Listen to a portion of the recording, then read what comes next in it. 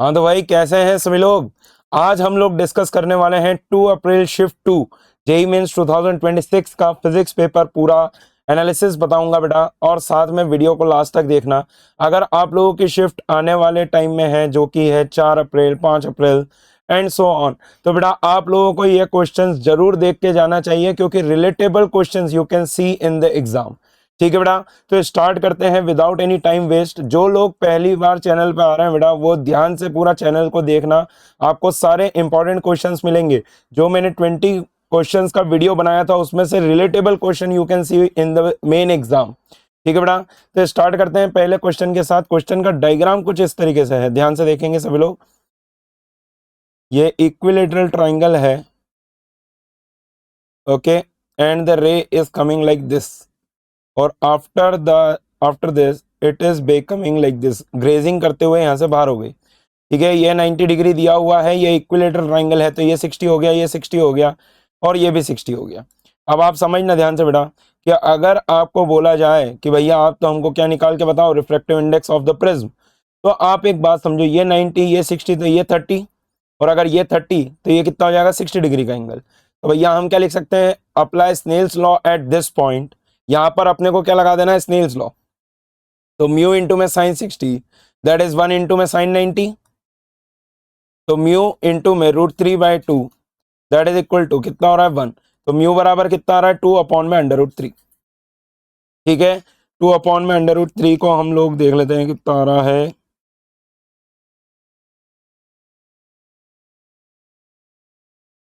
1.16।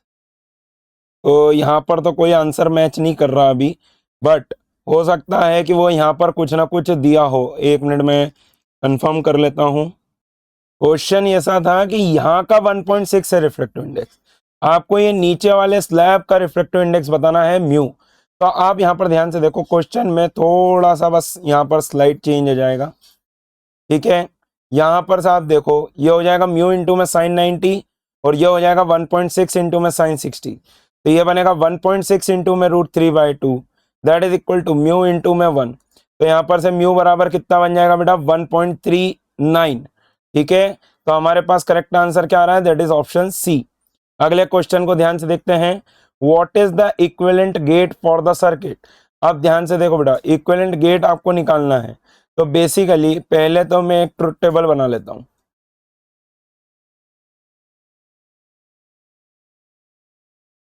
इधर x लिख दो, इधर y लिख दो, एंड सो ऑन, बनाते जाएंगे, कोई बात।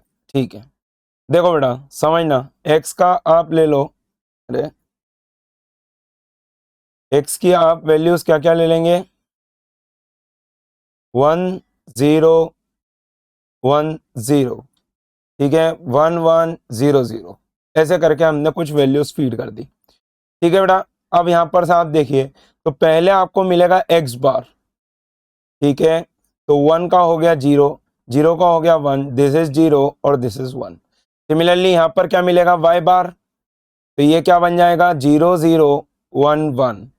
ठीक है बेटा, अब आपने इसके अंदर यहां पर फीड किया है, नैंड गेट में हमने इसको फीड किया, तो भाई यहां पर से आप देखो, ये सिर्फ इसको मैंने मान लो क्या दे देता हूं, ए दे देता हूं। तो ए का जो आउटपुट आएगा बेटा, देखना यहां पर ध्यान से, ए का जो आउटपुट आएगा हमारे पास, 0 0 पे क्या देगा 1, 1 0 पे देगा 1, 0 1 पे देगा 1, और 1 1 पे देगा 0। ठीक है बेटा, यह हमारे पास बन जाएगा। अब आप समझो, यहां पर से ए को आपने फीड कर दिया, तो यहां पर ए बार निकल के आएगा। Now what will be the A bar, तो भाई ये हो जाएगा 0 0 0 1।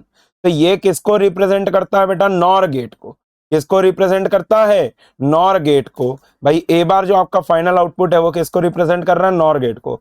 So option D is the correct choice. ठीक है बेटा, अगले क्वेश्चन की ओर चलते हैं। अ soap bubble of radius r is equal to 1 mm, liquid of density ρ1 is equal to 2000 kg per meter cube. At the instant the bubble is rising upward with a constant velocity v equals to half centimeter per second. The coefficient of viscosity. अच्छा ठीक है,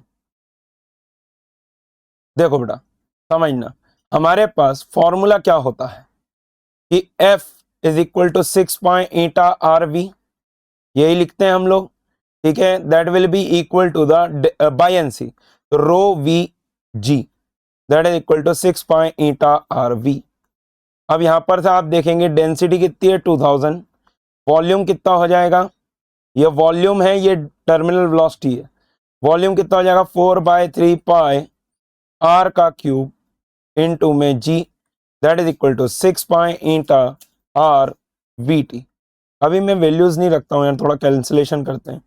तो ये कितना हो जाएगा 4 से 2 times में, दिस इज 3 टाइम्स में, एक आर से एक आर को कट कर दो, ये आर स्क्वायर बच जाएगा। भैया यहाँ पर से देखो टर्मिनल वेलोसिटी जो आ रही है, टर्मिनल वेलोसिटी भी दे रखी है, ईंटा निकालना है अपने को, देखो ईंटा निकालना है हमको। तो ईंटा बराबर क्या बन जाएगा बेटा 2000 इंटू में 2 इंटू में आर का स्क्वायर, आर का स्क्वायर कितना हो जाएगा 1 इंटू में 10 की पावर -3 का स्क्वायर, ठीक है, और इंटू में जी 10 ले लो, अपॉन में क्या हो जाएगा बेटा, यह हो जाएगा 9 इंटू में टर्मिनल वेलोसिटी इज 1/2 इंटू 10 की पावर -2। तो यहाँ पर से आप देखेंगे बेटा ईंटा बराबर कितना बनेगा, ये 2 भी ऊपर ही चले जाएगा, तो बेसिकली ये बन रहा है 8000 इंटू 10 की पावर -6 इंटू 10 की पावर 3 होल डिवाइडेड बाय 9। तो भैया यहाँ पर से ईंटा बराबर आप देखिए यह आ जाएगा 80/9 इंटू 10 की पावर 5 इंटू 10 की पावर -6। तो यहाँ ईंटा बराबर क्या बन रहा है 8.8, ठीक है, इंटू में 10 की पावर -1। तो यहाँ पर से ईंटा बराबर कितना बन रहा है 0.88 पास्कल सेकेंड, ठीक है, ये आपके पास आंसर आ जाएगा। आगे चलते हैं अगले क्वेश्चन की ओर। Dimension of G in terms of Planck constant length, length mass time अगर सभी दे देंगे तो नहीं होगा कुछ भी, मेरे हिसाब से लेंथ और टाइम होगा सिर्फ। तो भैया देखो प्लैंक कांस्टेंट के आपके पास डायमेंशन क्या आते हैं, m l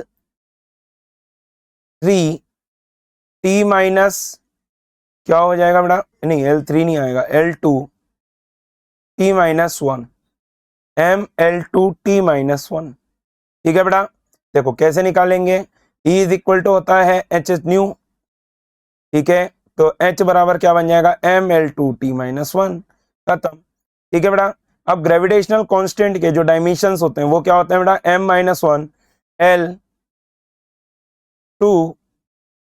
L3 t minus 2, ठीक है, M-1 L3 t माइनस 2, ये आपके पास डायमेंशन होते हैं किसके, ग्रेविटेशनल कांस्टेंट के। तो मैंने बोला G is directly proportional to h to the power a, then length ले लो तो l to the power b and time ले लो t to the power c, ठीक है बेटा। तो यहाँ पर से आप देखो, और शायद m भी होगा तो d भी ले लो, क्या ही फर्क पड़ता हो, तो फिर डायरेक्ट उसके टर्म में आ जाएगा, h को क्यों ही लेना है। तो मेरे हिसाब से कहीं ना कहीं तो ये गड़बड़ है इस क्वेश्चन में, but the question was like this. तो अगर मैं मान लो ये भी लेके चलता हूँ तो यहाँ पर से आप देखो क्या बनेगा M-1 L3 t माइनस 2, हमने एक प्रोपोर्शनलिटी डायमेंशनल कांस्टेंट ले लेंगे ML2 t माइनस 1 की पावर a, L की पावर b एंड t की पावर c, ठीक है बेटा। तो यहाँ पर से आप देखेंगे क्या आ रहा है हमारे पास M-1 L3 t minus 2, then k m to the power a, you will get L to the power 2a plus में b and then t to the power minus a plus में c, ठीक है बेटा। तो यहाँ पर से देखो a बराबर कितना आ रहा है -1 और 2a बराबर 2a प्लस b बराबर क्या बन रहा है हमारे पास 3। अब a की वैल्यू अगर -1 है तो -2 प्लस b बराबर कितना आ रहा है 3, तो b की वैल्यू कितनी आ रही है बेटा हमारे पास 5, ठीक है। अब आप देखो -a प्लस c बराबर हो रहा है -2, a की वैल्यू कितनी है -1, 1 प्लस c बराबर हो रहा है -2, तो c बराबर कितना आ रहा है -3। तो in this manner you can get the answer. तो हमारे पास अभी इसका आंसर क्या बन रहा है कि g is directly proportional to a to the power h to the power -1 l to the power 5 and t to the power -3, ठीक है। अगर मास भी होता तो हमें उसको भी इंक्लूड करना पड़ता, ठीक है बेटा। आगे चलते हैं। Position of a particle is given by x is equal to a sin 50 t plus pi by 3 if speed and acceleration is 0, for the first time at T1 and T2 respectively. अच्छा, then T1 and T2 are, तो बेटा आप एक बात समझो, क्या acceleration आपको ये होता, ये दिया हुआ है x is equal to a sin 50t plus में पाई बाय 3, ठीक है बेटा। तो हमने बोला वेलोसिटी निकाल लो, तो वो हो जाएगा dy dt of this a sin 50t plus में पाई बाय 3।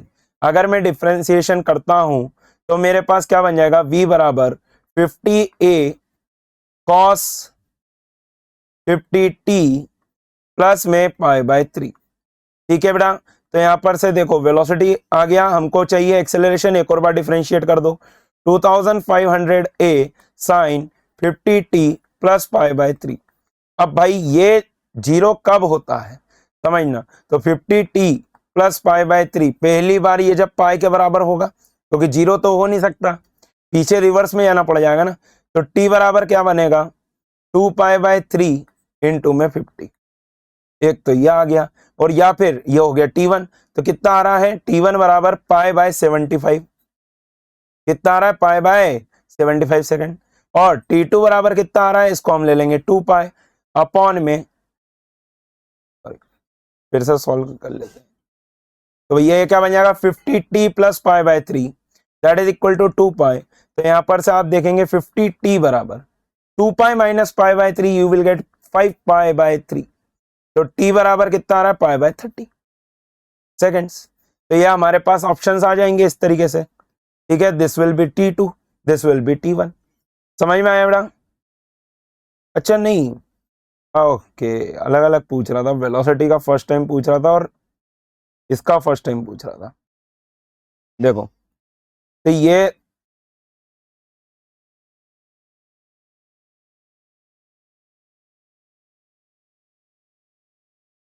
हमने एक्सेलरेशन का फर्स्ट टाइम तो निकाल लिया, अब वेलोसिटी का फर्स्ट टाइम के लिए निकालो बेटा।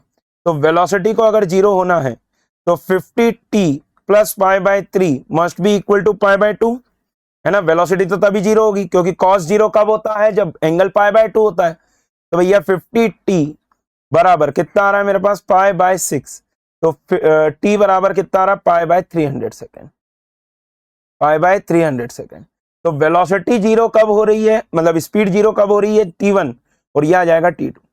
स्पीड जीरो हो रही है पाई बाय 300 सेकंड पे, और एक्सेलरेशन जीरो हो रहा है पाई बाय 75 सेकंड पे। अगले क्वेश्चन की ओर चलते हैं बेटा। अगर आपको सॉल्यूशन समझ में आ रहा है, कुछ भी डाउट है, आप कमेंट कर सकते हैं। आप चाहते हैं कि कोई और टॉपिक के ऊपर वीडियो आए, आप वो भी कमेंट कर सकते हैं। ऑल्सो जो बेटा पहली बार चैनल को देख रहे हैं, सब्सक्राइब करना जरूर भूलना मत बेटा, ठीक है। In Bohr's atomic model find the ratio of magnetic field produced at centre by electron in second orbit and fourth orbit.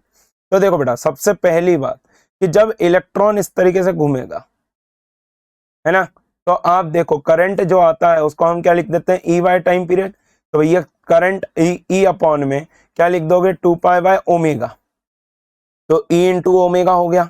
अब आप यहां पर ध्यान से देखो बेटा, ई इंटू ओमेगा हो गया हमारे पास, तो करंट आ गया। अब मेरे को मैग्नेटिक फील्ड का फॉर्मूला होता है म्यू नॉट आई अपॉन में 2r, म्यू नॉट आई अपॉन में 2r। तो magnetic field is equal to mu naught I की जगह पर आप क्या लिख दोगे, v, और v बाय r लिख दो इसको, v बाय आर स्क्वायर हो गया। बोले यार ओमेगा को क्या लिख दिया, v by r square, into में आ गया 2 पाई। तो मैग्नेटिक फील्ड जो आ रही है वो कितनी आ रही है, mu nought e v by r square upon में 4 पाई। अब मैंने बोला कि भाई आपको तो मैग्नेटिक फील्ड सेकंड ऑर्बिट और फोर्थ ऑर्बिट के बारे में बात करना है, तो b2 बाय b4 बराबर v2 बाय v4 इंटू में r4 बाय r2 का होल स्क्वायर। अब हमको क्या रेडियस का रिलेशन मालूम है n के टर्म में बेटा, बस हमको वही डायरेक्ट यूज करना है and we can get the answer. अब हमको पता होता है कि radius is directly proportional to n square और velocity is inversely proportional to 1 upon n। तो यहां पर प्लेस कर देंगे b2 बाय b4 बराबर क्या बन जाएगा, n4 बाय n2 मल्टीप्लाई में यह हो जाएगा n4 बाय n2 की पावर 4, ठीक है बेटा। अब यहां पर आप देखिए कि आपके पास बन क्या रहा है, b2 by b4 that is equal to n4 by n2 की पावर में 5 हो जाएगा। अब आप देखो n4 की वैल्यू हो गई फोर्थ ऑर्बिट, ये हो गया सेकंड ऑर्बिट की पावर 5। तो यहां पर से आप देखेंगे b2 बाई b4 बराबर क्या आ रहा है बेटा, 2 की पावर 5 दैट इज 32। खत्म, आंसर है ये क्वेश्चन का। ठीक है बेटा, अगले क्वेश्चन की ओर चलते हैं। A small circular loop of radius r is completely enclosed within a large square loop of length l. Both of the loops are concentric and coplanar. Find the coefficient of mutual induction.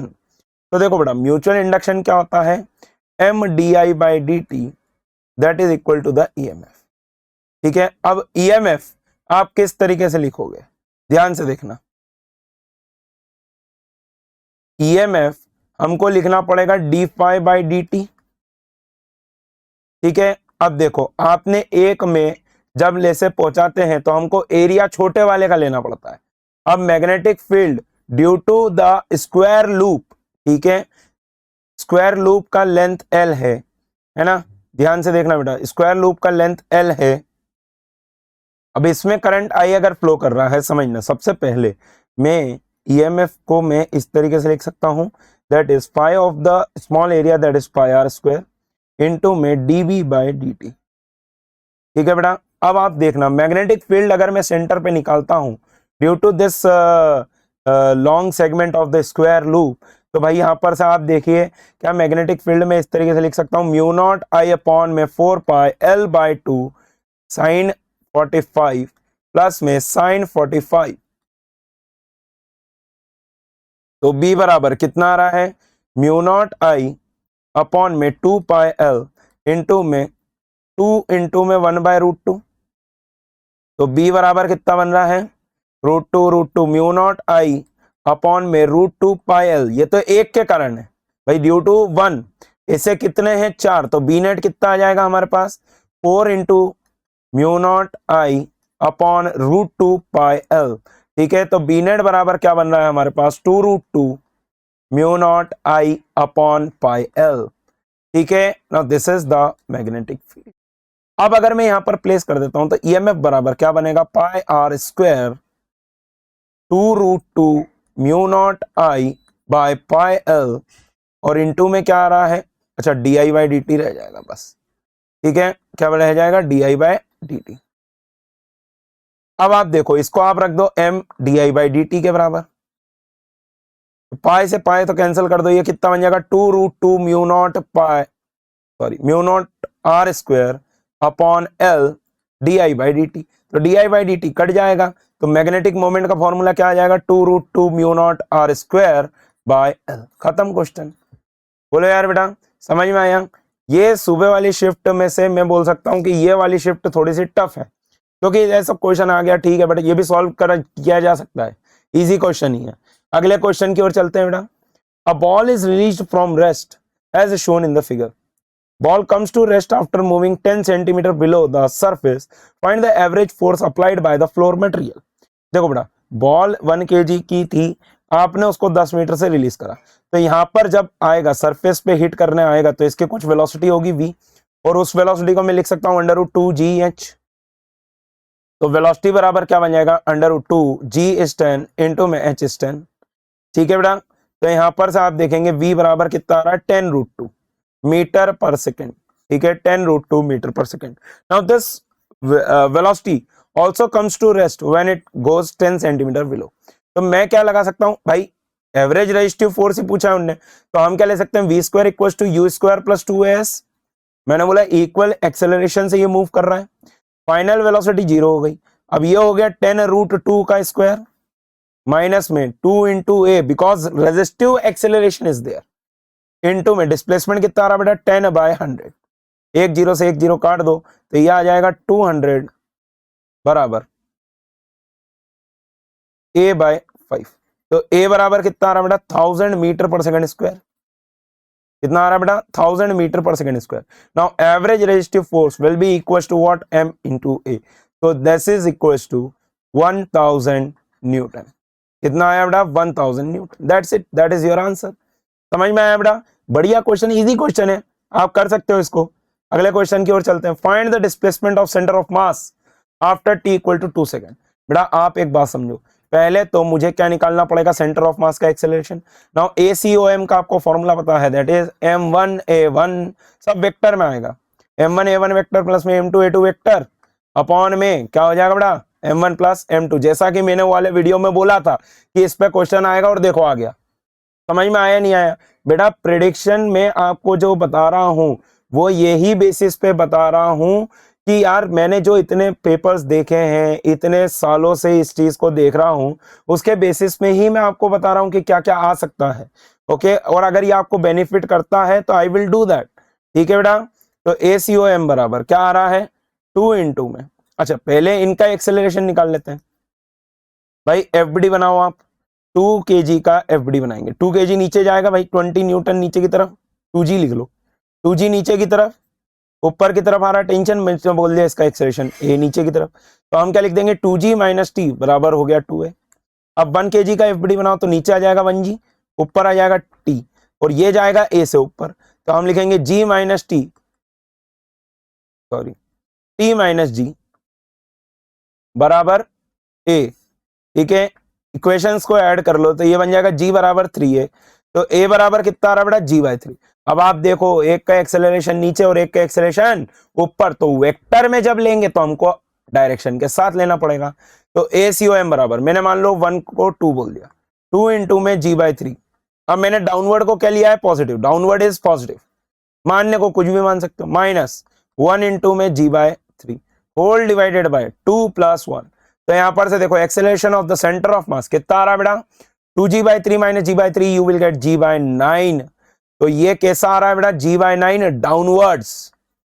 कैसा आ रहा है downwards, बस बात खत्म। आपको तो displacement पूछा है तो भैया S is equal to half A t square लगा देंगे, इनिशियल वेलोसिटी 0 थी तो S बराबर कितना बन जाएगा 1/2, G की वैल्यू हो गई 10/9 इंटू में T स्क्वायर दैट इज 2 का स्क्वायर। तो यहाँ पर आप देखो डिस्प्लेसमेंट बराबर कितना आ रहा है, एक 2 से एक 2 काट देंगे 20/9 मीटर। खत्म क्वेश्चन। बोलो यार बढ़िया क्वेश्चन, इजी क्वेश्चन। अगले क्वेश्चन की ओर चलते हैं।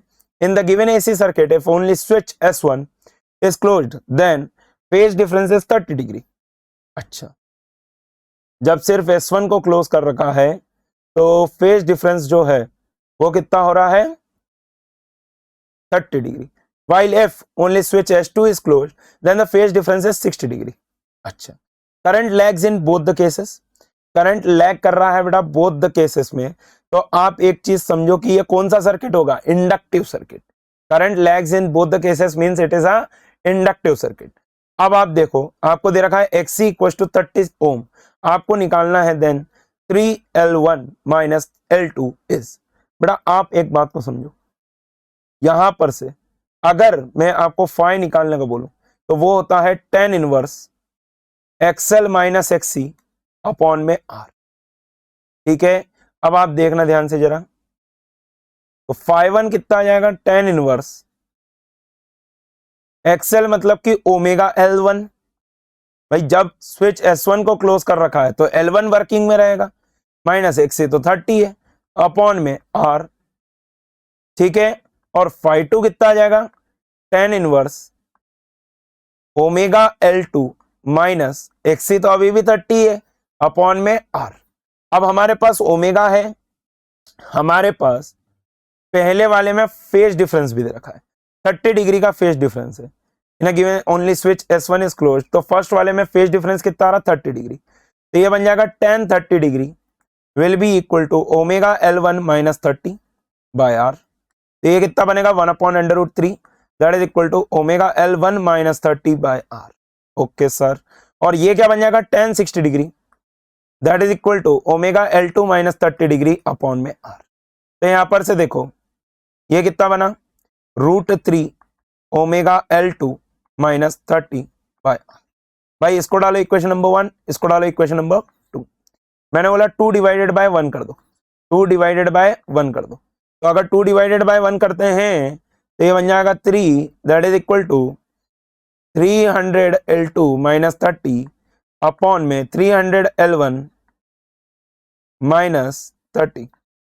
तो आप यहां पर ध्यान से देखो, मैं इसको कर दूंगा 3 times of 300 L1 minus 90 that is equal to 300 L2 minus 30।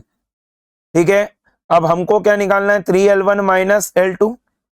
तो भाई देखो 300 को कॉमन निकालो, अंदर बचेगा 3L1 minus L2 that will be equal to 90 में से 30 गया, बचेगा 60। तो भैया यहां पर से आप देखो मैंने तो निकाल ही दिया आंसर, 3L1 माइनस L2 बराबर कितना आ रहा है, 1/5।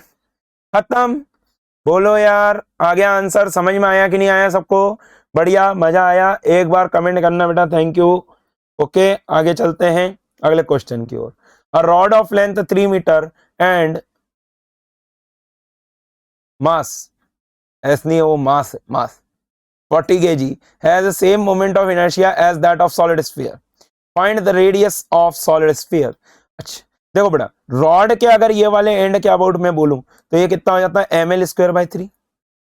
कोई समस्या नहीं है। तो भैया मोमेंट ऑफ इनर्शिया कितना रहा, मास है 40 kg, इनटू में एल कितना है 3 का स्क्वायर, अपॉन में 3 हो जाएगा। ये भाई कंफ्यूज नहीं होना, 40 बस, है ना। तो आई बराबर कितना बना, 40 into 3 that is 120 kg metre square. अब आपने बोला कि यही मोमेंट ऑफ इनर्शिया किसका है, सॉलिड स्फीयर का। आई बराबर हो जाएगा 2/5 mr²। तो ये हो गया 120 that is equal to 2/5, m कितना है 10 kg, इंटू में r का स्क्वायर, r तो हमको निकालना ही है। ये देखो 2 से इसको काटो, ये आ गया 60, और इससे इसको काट दो, ये आ गया तो r² बराबर कितना बन रहा है, 30। r² कितना बन रहा है, 30। तो भैया r बराबर कितना बन रहा है, √30। कट तो नहीं रहा है, कुछ वैल्यू में ऊपर नीचे हो सकता है, ठीक है, मतलब सॉल्व करने का तरीका विल रिमेन सेम, यही आएगा और कुछ भी नहीं है। अगले क्वेश्चन की ओर चलते हैं भाई। A ball of mass 1 kg and charge 9 nanocoulomb is in equilibrium between the two plates. Find the potential difference between the plates. तो बेटा आप एक बात समझो, चार्ज है इस पे, भाई नीचे की तरफ इस पे क्या लग रहा होगा, mg। तो भैया एक इसको बैलेंस करने के लिए क्या QE लगना चाहिए, ठीक है। तो QE लगना चाहिए, तो क्या मैं लिख सकता हूं QE बराबर mg, कोई समस्या नहीं है। तो E बराबर कितना आ जाएगा भाई, m कितना है 1 kg, g की वैल्यू कितनी है 10, अपॉन में चार्ज कितना 9 इंटू 10 की पावर -9। ठीक है बेटा, तो E बराबर कितना बना 10 की पावर 10 अपॉन में 9। ओके सर, अब आप देखो E को आप क्या लिख सकते हो, माइनस का dv/dr that is equal to 10 की पावर 10 अपॉन में हो गया 9। तो भैया dv बराबर क्या आ रहा है, माइनस का 10 की पावर 10 अपॉन 9 इंटू में ये लेंथ कितनी है 12 सेंटीमीटर, 12/100 कर दो, खत्म। तो भाई पोटेंशियल डिफरेंस जो आ रहा है वो कितना आ रहा है, माइनस का 4/3 इंटू 10 की पावर 8 वोल्ट्स। खत्म क्वेश्चन। बोलो यार इजी क्वेश्चन था बेटा, बस आपको समझ के आंसर करना था, दैट्स इट। अगले क्वेश्चन की ओर चलते हैं। A point mass just starts approaching earth from a large distance, speed of impact of a point of mass to planet surface is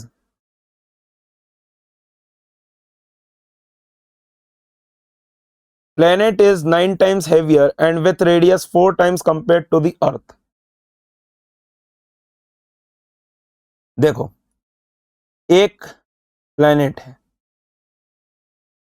इसकी जो रेडियस है वो आपको दे रखी है, r of the planet is equal to 4 times the radius of the earth, okay, and mass of the planet is 9 times the mass of the earth। Infinity से आ रहा है बेटा, समझना, वेलोसिटी 0, जब यहां पर हिट करेगा तब वेलोसिटी पूछिए v। तो आप एक बात समझो, इनिशियल में पोटेंशियल एनर्जी कितनी हो जाएगी 0, तो gmm/इंफिनिटी प्लस में kinetic energy 0 that is equal to क्या लगा रहे, conservation of energy, that's it, minus का gm of the planet into small m/rp radius of the planet, plus में हाफ mv²। बोलो यार यस और नो। अब यहां पर से आप देखेंगे क्या हो जाएगा, gmpm/rp that is equal to half mv²। m से m को काट दो, कोई दिक्कत नहीं है। तो v² बराबर कितना बन रहा है 2g, mp को डाल दो 9 times of mass of the earth, upon में radius of the planet is 4 times the radius of the earth. ठीक है, तो यहां पर से देखो वी स्क्वायर बराबर कितना बन रहा है 9/4 इंटू 2GME/RE। अगर आपको याद हो तो भैया V बराबर क्या बनेगा 3/2 √2 GME/RE। अगर ये आपको याद हो तो this is the formula for the escape velocity. तो V बराबर कितना बनेगा 3/2 टाइम्स ऑफ 11.2 किलोमीटर पर सेकंड में आंसर आएगा बेटा। तो यहां पर से देखो V बराबर कितना आ रहा है, इसको इससे काटेंगे 5.6, तो यह हो गया 18 1 16 16.8 किलोमीटर पर सेकंड, इतने से हिट करेगा। बोलो यार कोई दिक्कत। अगले क्वेश्चन की ओर चलते हैं। In the situation shown, a small mass m is rotating along with the cylinder with an angular speed omega equal to 5 radian per second. The radius of the cylinder is r is equals to 1/2 meter. Find the minimum value of friction coefficient between the inner surface of the cylinder and the mass m so that it does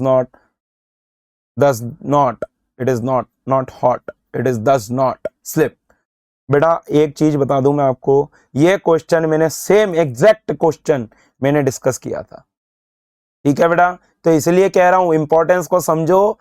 एक मैं सिर्फ 50 minutes की video डालता हूं, अगर वो भी आप करके जाते हो तो आप मैक्सिमम क्वेश्चंस को कवर कर सकते हो, क्योंकि आसपास के कॉन्सेप्ट वाले ही क्वेश्चन आते हैं बेटा, ठीक है। तो यहां पर से देखो इस ब्लॉक के ऊपर अगर मैं एक तो सेंट्रीफ्यूगल फोर्स आएगा that is mr omega square, एक इस तरफ आ जाएगा नॉर्मल, भाई ऊपर की तरफ लगेगा फ्रिक्शन और नीचे की तरफ लग जाएगा m। तो भैया हम बोल सकते हैं mg will be equal to friction और no slipping case. Now mg equal to क्या लिख सकते हैं म्यू इंटू एन। अब n किसके बराबर आ जाएगा mr omega square, mr omega square, m से m को काट दो तो ओमेगा स्क्वायर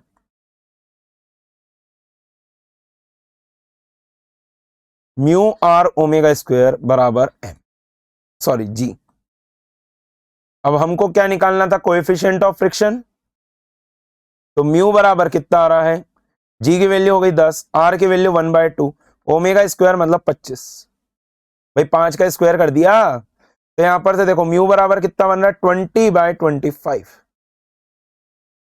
अगेन कुछ ना कुछ वैल्यू का ही लफड़ा होगा, ठीक है। म्यू बराबर कितना आ रहा 4/5, दैट मीन्स म्यू बराबर कितना आ रहा 0.8, म्यू बराबर कितना आ रहा बेटा 0.8, that's it, that is the answer. समझ में आया क्वेश्चन, बहुत ही बढ़िया क्वेश्चन बेटा। अगर आपको अच्छा लग रहा है तो बेटा चैनल को सब्सक्राइब जरूर करना और कमेंट करना बेटा। अगर आपको और भी कोई डाउट्स हैं तो आप टेलीग्राम पे भी मुझे डाउट्स को मैसेज कर सकते हैं बेटा। टेलीग्राम चैनल की लिंक आपको चैनल पे मिल जाएगी। In a DC circuit a bulb 200 volt 100 watt is connected with two resistances and an ideal voltmeter as shown। ठीक है भाई, okay sir. Reading of the voltmeter is V volt then V is,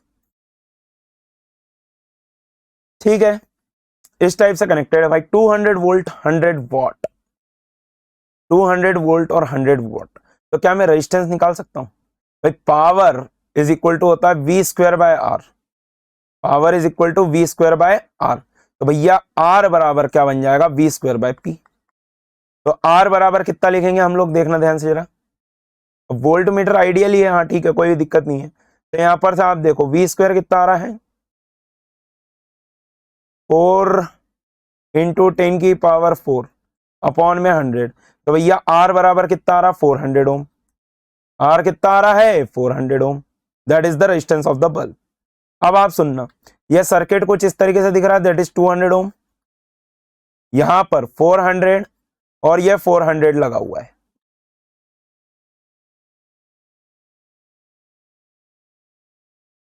और ये ऐसा series में है और this is the 100 volt.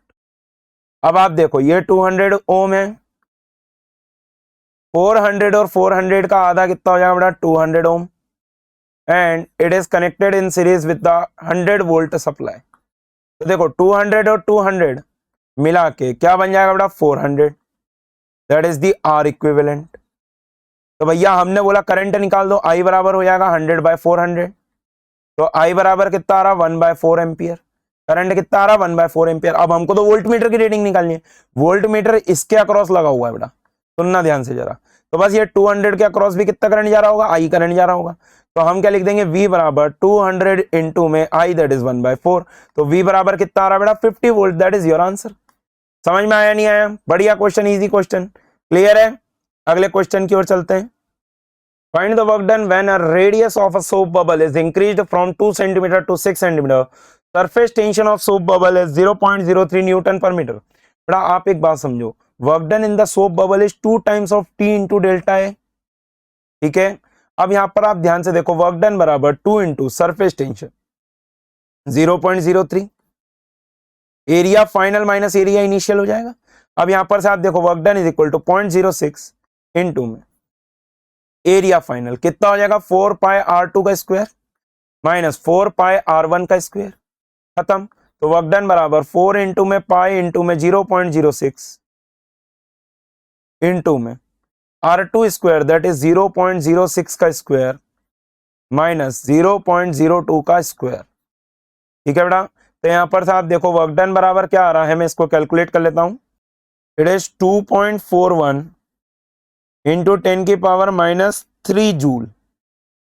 ठीक है बेटा, 2.41 इंटू 10 की power minus 3 joule. Direct formula basis question आया बेटा।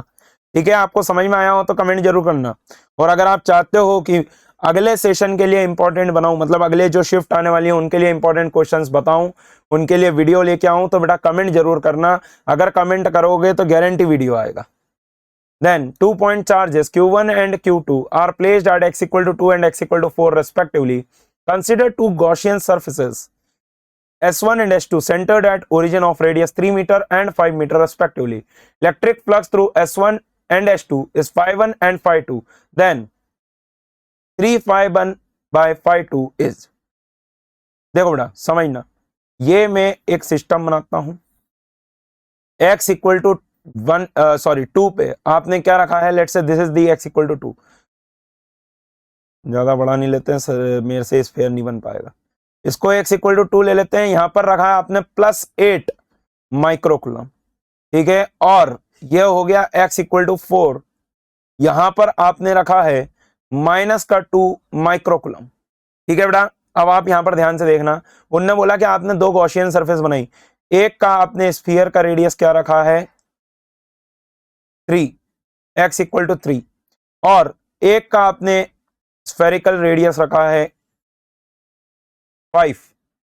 ठीक है, अब आप समझो, जब 3 वाली रेडियस लेंगे, जब रेडियस इक्वल टू है 3 मीटर, है ना बेटा, तो यहां पर समझना चार्ज इंक्लोज्ड जो आएगा वो सिर्फ और सिर्फ कौन सा आएगा, 8 माइक्रोकुलम, 8 इंटू 10 की पावर -6। भाई उसको -2 वाले से मतलब ही नहीं, वो तो बाहर है, जो बाहर है वो बाहर रहेगा। तो आप यहां पर ध्यान से समझो कि अगर मैं phi1 लिखना चाहूं तो वो क्या हो जाएगा, Q in the first case that is 8 into 10 की पावर -6 अपॉन एप्सिलॉन नॉट। बोलो रे भाई, आया नहीं आया? अब यहां पर से आप देखो कि अगर मैं phi2 के बारे में चर्चा करता हूं तो phi2 की जब बात करेंगे तो चार्ज इंक्लोज्ड जो आ जाएगा in the second case that will B 8 into 10 की पावर -6 प्लस -2 इंटू 10 की पावर -6, क्योंकि अब ये -2 वाला भी अंदर आ जाएगा सरफेस के। तो टोटल चार्ज इंक्लोज्ड जो बन रहा है वो कितना बन रहा है बेटा, charge enclosed in the second case 6 into 10 की पावर -6। ठीक है, कुलम। तो भैया हमने बोला flux in the second case is 6 into 10 की पावर -6 बाय एप्सिलॉन नॉट। अब हमको निकालना है 3 टाइम्स ऑफ phi1 कितना आया था बेटा, 8 इंटू 10 की power -6 by epsilon not upon में 6 इंटू 10 की power -6 upon epsilon not. Epsilon not से एप्सिलॉन नॉट काट दो, 10 की पावर -6 से 10 की पावर -6 से काट दो। 3 phi1 बाय phi2 जो आ रहा है हमारे पास वो कितना आ रहा है बेटा, 3 phi1 बाय phi2 बराबर क्या बन रहा है, 3 इंटू में 8 अपॉन में 6। इससे इसको कैंसिल करेंगे, 2 टाइम्स में ये आ जाएगा 4। तो 3 phi1 bye phi2 is equal to क्या आ रहा है बेटा हमारे पास 4। That is your correct answer. आया नहीं आया? फर्जी क्वेश्चन। अगला क्वेश्चन देखते हैं। Temperature of a gas is increased from 10 kelvin to 20 kelvin isochorically. Find the heat absorbed by the 5 moles of gas, Cp is this. बेटा मेरे को आप एक बात बताओ, टेम्परेचर कौन से उसमें हो रहा है, आइसोकोरिकली। आइसोकोरिकली में बेटा आप लगा के आ जाओगे एनसीपी डेल्टा टी, आप बोलोगे हमारा तो आंसर सही है, गलत है। आइसोकोरिक प्रोसेस में वर्क डन 0 होता है, और अगर वर्क डन 0 होता है तो डेल्टा क्यू बराबर होता है डेल्टा यू। और डेल्टा यू हर समय क्या होता है, NCV डेल्टा टी। आया नहीं आया, NCV डेल्टा टी, आया नहीं आया, बोलो रे भाई, समझ में आया कि नहीं आया। हमारे पास होता है Cp minus CV equal to R। भाई अब एक याद रखना, ये 8 कैलोरी पर मोल केल्विन दिया हुआ है, R की वैल्यू होती है 2 कैलोरी पर मोल केल्विन। ठीक है, यूनिट्स का ध्यान रखना है, वो जूल में होता है बेटा। 8.3 4.2 से डिवाइड करोगे ये आ जाएगा। तो Cp दिया है 8, Cv चाहिए, R की वैल्यू है 2, तो Cv कितना आ गया बेटा, 6 कैलोरी पर मोल केल्विन। ठीक है, तो यहां पर से आप देखिए डेल्टा Q जो आ रहा है हमारे पास, उसको भी आप कितना लिख देंगे, NCV डेल्टा T। अब नंबर ऑफ मोल्स दिया नहीं, अच्छा दिया है 5, तो डेल्टा Q बराबर क्या हो जाएगा, 5 इंटू CV कितना आया 6 इंटू में delta T that is 20 minus 10। तो यहां पर से आप देखेंगे डेल्टा Q बराबर 5 इंटू में 6 इंटू में 10, तो दैट मीन्स डेल्टा Q बराबर कितना आ रहा है बेटा, 300 कैलोरी। कितना आ रहा है हमारे पास आंसर, 300 कैलोरी। समझ में आया बेटा, बढ़िया क्वेश्चन, इजी क्वेश्चन। अगला question, the intensity of sunlight collected from equiconvex lens of radius r equal to 60 centimetre is observe to be maximum at a distance of 30 centimeter from the lens, then the refractive index of the material of the lens is। देखो lens के बारे में जब हम बात करेंगे तो intensity maximum कब आएगी, जब भाई मान लो इंफिनिटी से रे आ रही थी और वो कन्वर्ज करके क्या कर देता है, फोकस पे कंसंट्रेट कर देता है। ये तो हमने पढ़ा ही है। तो भाई ये देखो सनलाइट आ रही थी, मान लो कन्वर्ज करके कहां पर लेके आ गए, फोकस पे, तो यहाँ पर इंटेंसिटी मैक्सिमम आई। अब ये फोकस दे रखा आपको, फोकल लेंथ दे रखी कितनी, 30 सेंटीमीटर। अब मेरे पास एक फॉर्मूला होता है that is 1/f is equal to mu minus 1 into में 1/r1 माइनस 1/r2। बोलो यार बेटा, अब इक्वी कॉन्वेक्स लेंस है तो r1 r2 बराबर 60 हो गया, फोकल लेंथ कितना हो गया 1/30, that is mu minus 1 into में 1/r minus of minus 1/r। तो यहां पर से आप देखेंगे 1/30 बराबर क्या हो जाएगा, म्यू माइनस 1 इंटू में 2/r। अब r की वैल्यू है बेटा मेरे पास कितनी है, r की वैल्यू कितनी है 60। ठीक है, तो यहां पर से आप देखेंगे म्यू की वैल्यू कितनी आ रही है, 1 के बराबर। म्यू की वैल्यू कितनी, नहीं नहीं 1 नहीं आ रही, सॉरी सॉरी सॉरी, म्यू की वैल्यू कितनी आएगी, म्यू माइनस 1 बराबर 1, तो म्यू बराबर कितना आ रहा है 2। सही है, ठीक है, म्यू बराबर कितना आ रहा है 2। That's it, that is the answer. बोलो यार, इजी क्वेश्चन था। नेक्स्ट क्वेश्चन देखते हैं, a mixture of 13.2 gram of CO2 and O2 gas is maintained at pressure 100 kilopascal, volume V equals to 8310 centimeter cube and temperature T 300 Kelvin. Find number of moles of CO2 and O2 respectively. तो देखो बेटा क्या लगेगा इस question में, mixture है तो हम लगभग लगभग मानेंगे, आइडियल गैस हालांकि लिखा नहीं है, तो हम ले लेते हैं भाई कि PV इक्वल टू हो गया nRT। ठीक है, now pressure is given that is 100 into 10 की पावर 3। ठीक है, इंटू में वॉल्यूम कितना है 8310 इंटू में 10 की power minus 6 that is equal to n into में r कितना आ जाता है 8.314 और टेम्परेचर कितना है बेटा 300 केल्विन। 310 ही ले लो, 4 मत लो, 8.31 ही ले लो। ठीक है, तो यहां पर से आप देखो ये कितना आ रहा है, n की वैल्यू आ रही है मेरे पास 1/3, this is the total number of moles. अब मैंने बोला इसमें n1 काय के हैं CO2 के और n2 काय के हैं O2 के, तो n1 प्लस में n2 बराबर हो गया 1/3। अब आप देखो CO2 का एटॉमिक मास कितना बनेगा, 12 प्लस में 1632, तो ये कितना बन गया 44, और इसका कितना बनेगा 32 ग्राम्स।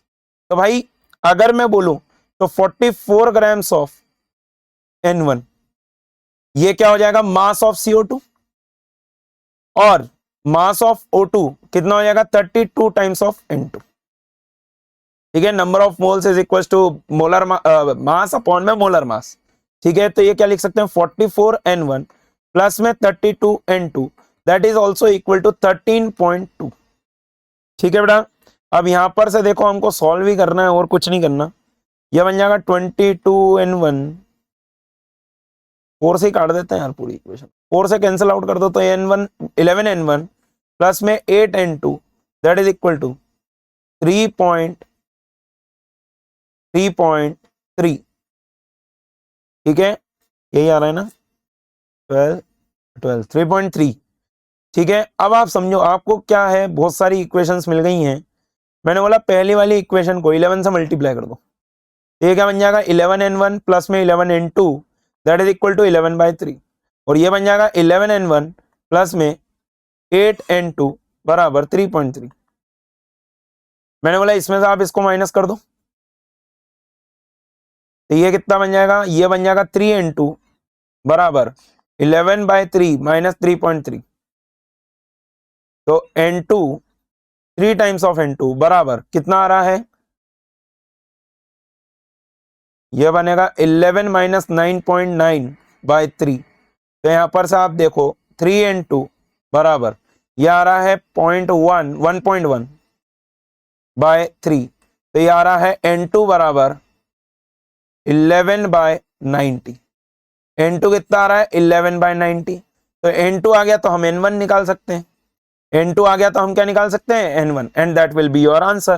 ठीक है बेटा, समझ में आया, बढ़िया क्वेश्चन था ये, थोड़ा सा मतलब कह सकते हैं केमिस्ट्री टाइप का क्वेश्चन है। अगला, चलो ये तो खत्म ही हो गया। तो that's all from my side guys, so thank you so much everyone. I hope कि आपको मजा आया होगा, पसंद आया होगा। तो बेटा आखिरी तक बने रहने के लिए थैंक यू। और अगर आपको कुछ भी नीड चाहिए, कुछ भी हेल्प चाहिए, आप सीधे कमेंट डाउन करो बेटा, आपको उस पर डिटेल्ड वीडियो मिल जाएगा। ऑल्सो बेटा एक बहुत बोनस चीज बताना चाहूंगा, जिनके परसेंटाइल पहले वाले में थोड़े से कम थे वो लोग ट्राई करो 45 क्वेश्चंस आप पहले ढूंढो पेपर में से, ठीक है। Try to find out 45 question, don't go for 75 question. अरे आप खत्म हो जाओगे बेटा 75 करने में। मैं बोलता हूं कि आपको परसेंटाइल अच्छे लाना है तो पहले आप इतने अच्छे करोगे तो आपका परसेंटाइल बूस्ट करेगा, क्योंकि आपके पहले में बैंड बज चुकी है, दूसरे में बैंड ना बजे उसके लिए ये करो, कम से कम पहले 45 क्वेश्चन को हमें ध्यान से देखना है। जब इतने कंफर्म हो जाएंगे तो आप अपनी स्टेज में आ जाओगे कि मैं अब आगे क्या कर सकता हूं। तो that's all from my side. अगर आपको लगता है कि सर पेपर की एक पूरी गाइडेंस वीडियो भी बनाई है तो मैं उस पर भी वीडियो लेके आऊंगा बेटा, बट कमेंट करना पड़ेगा, सब्सक्राइब करना पड़ेगा। Thank you so much everyone, bye bye.